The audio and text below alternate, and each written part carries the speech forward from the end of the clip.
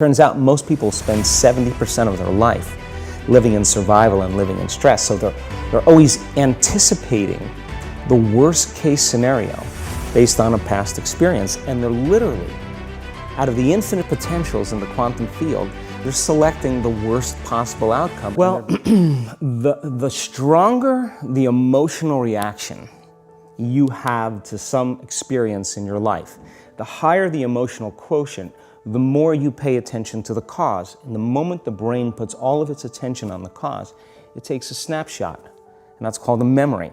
So long-term memories are created from very highly emotional experiences. So what happens then is that people think neurologically within the circuitry of that experience, and they feel chemically within the boundaries of those emotions. And so when you have an emotional reaction to someone or something, most people think that they can't control their emotional reaction.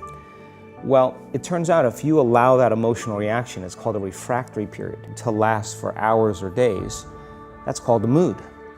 I say to someone, hey, what's up? You say, I'm in a mood. Well, why are you in a mood? Well, I had this thing happen to me 5 days ago, and I'm having one long emotional reaction. If you keep that same emotional reaction going on for weeks or months, that's called temperament. Why is he so bitter? I don't know, let's ask him. Why is he so bitter?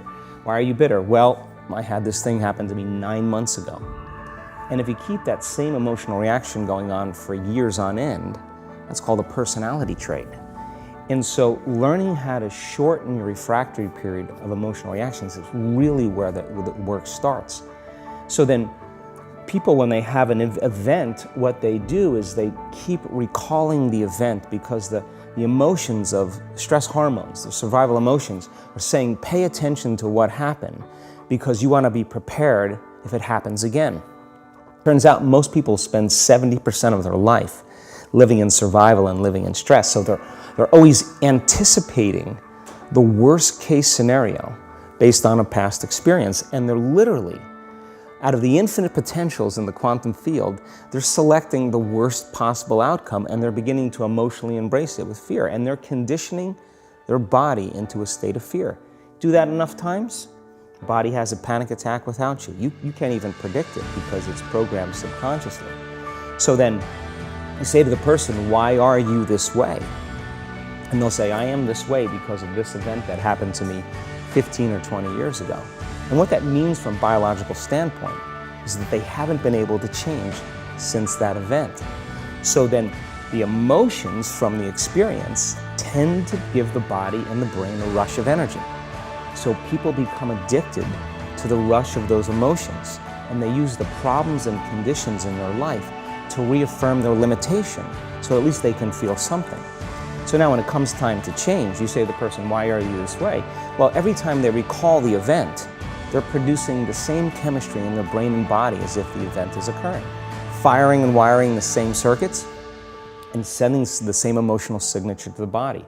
Well, what's the relevance behind that? Well, your body is the unconscious mind. It doesn't know the difference between the experience that's creating the emotion and the emotion that you're creating by thought alone. So the body's believing it's living in the same past experience 24 hours a day, 7 days a week, 365 days a year.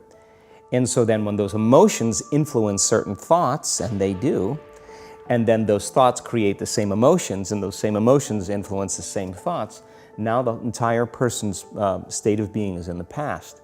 So then the hardest part about change is not making the same choices you did the day before, period. And the moment you decide to make a different choice, get ready because it's going to feel uncomfortable. It's going to feel